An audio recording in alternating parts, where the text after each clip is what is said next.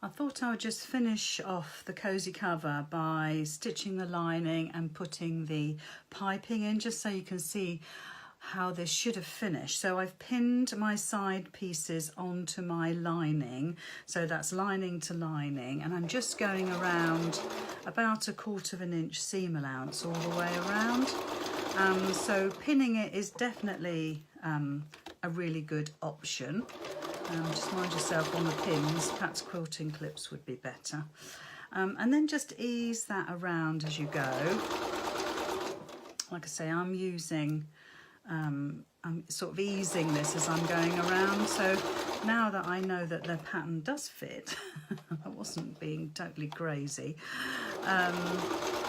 And don't forget, like I said before, to match your notches up. Now, you will need to leave a turning point on one of these sides. So I'll do that on the second one so you can see. And do you notice how I'm putting my needle down? Every time I stop, I'm putting my needle down because this helps as you ease that fabric in. It helps keep it all in place. And then we come to the bottom there. Give that a little locking stitch because you might put pressure on that as you're going around. So that's one side done. So I'm just now going to turn this round and we'll do the other side. But this time I'm going to leave a little gap. It doesn't matter where, as long as you've got a gap. And then you can either hand stitch that or machine stitch it close, which just finishes it off really. So I'm going to leave a gap just about here. So a little back stitch, because it's going to come under extreme pressure when you turn this around. I'll keep my pins in just for the moment and just move that around to roughly where my notch is. Back stitch again. You might need to open this up a bit more. You'll have to see as you turn it, because there's an awful lot of fabric and an awful lot of layers in this particular pattern. Just so it protects your Gemini really. It's not going to protect it if you drop it because it's only a cover. It's like a... I tell you what it reminds me of. It reminds me of a cover that you put on your cheese with just a little handle. Again, ease that the round edges along to the straight edge. And then you're coming down to the bottom. And again, just make sure those all line up properly. Little back stitch just to hold. And that is the two side pieces attached. I'll just snip that. So that gives us our turning just there, ready for when we pull it through. So I'll just turn that through. So with the binding, now if you remember from last night's video, which our internet connection was absolute rubbish, I've had it all tested out, and do you know what, it's really super speedy. Do you know, I think what it was is because it's a Friday night and everybody in the village is using the internet. So if you remember, I stitched about 1/2 inch. This is a 2.5 inch piece of fabric, and I've stitched about 1/2 inch in, and that literally is just to hold all the layers together. So I'll just stitch the remaining bit, and it just kind of keeps your piping in place.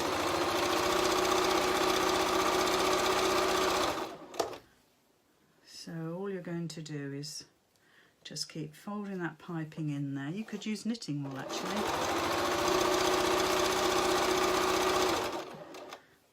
I've measured all the way around, and it's actually it's close to 50 inches, which is what I think on the pattern. I said that.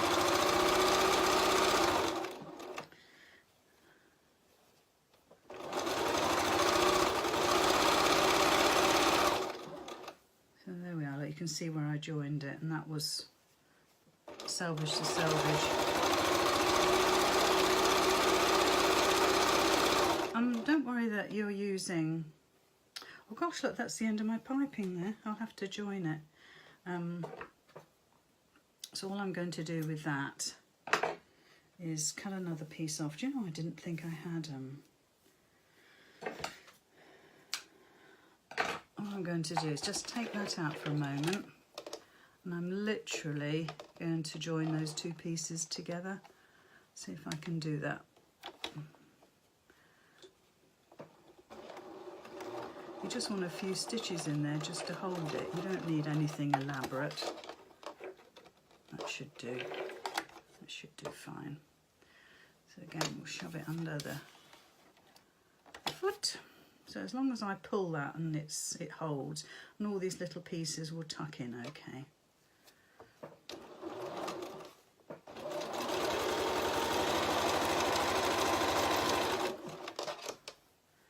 And then just go right to the end. There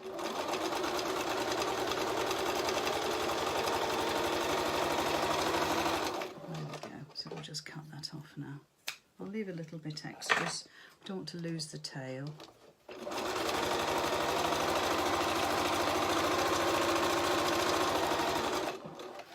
Okay, now all you're going to do now, I didn't when I first put this together, but I think it would probably be best if you just trim this right down now against that stitching line that you've just done. I think you'll find that's easier for when you come to put the layers together with the lining and the outer fabric. So I'm literally just trimming that away, and hopefully you can see that fine. And then all we've got to do is to actually put the lining and the outer case together. There we go. Now all I'm going to do is, I explained last night, I'm just going to cross these over. So the first thing I'm going to do is actually attach this to my main piece, just because it holds all the layers in place. I quite like to do this, rather than try to keep 3 layers of fabric all in the same position. Now what I suggest you do, because we're going to cross this over, I suggest you start kind of maybe at the side, something like that. If you put it right at the back, that's what you'll always see, and because it's plain, it's going to stand out. So I suggest you do it at the side.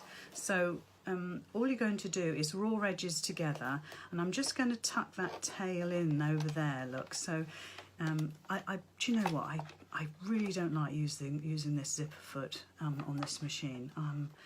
It's one of my pet hates. Hasn't got a wide enough foot to grab. It's a big complaint.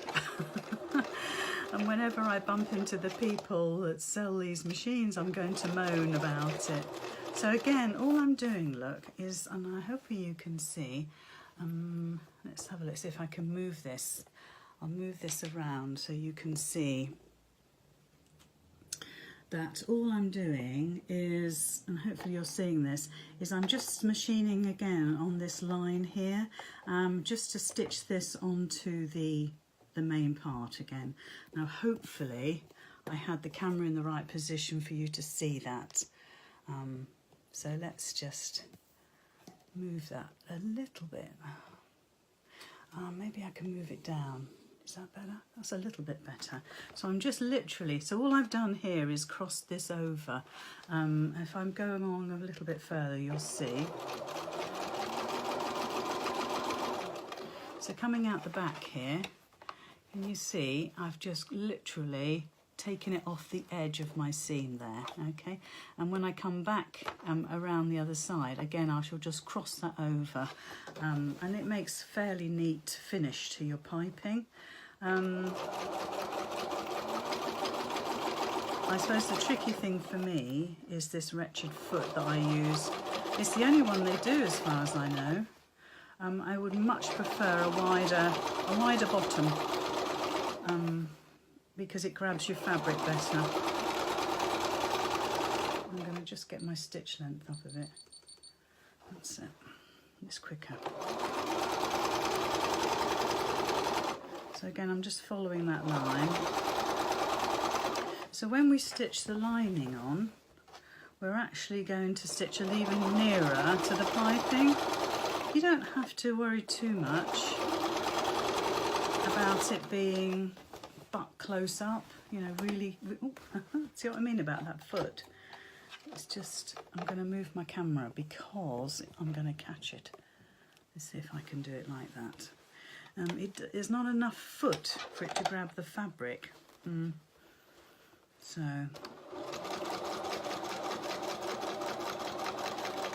and I have to say it's not operator error, it's the foot.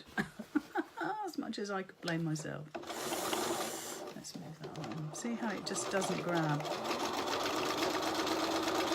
So we're just literally attaching the binding. This is almost like basting, because we're just literally, it's like almost like a safeguard. And I'm sorry if I'm knocking the camera. I don't intend doing this video again, so it would mean unpicking all of this. I don't want to do that. So I'm just going around.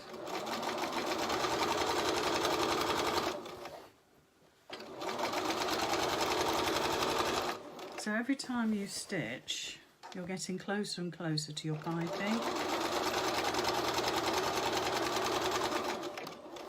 So look, we're coming back now, round to where I crossed over at the beginning.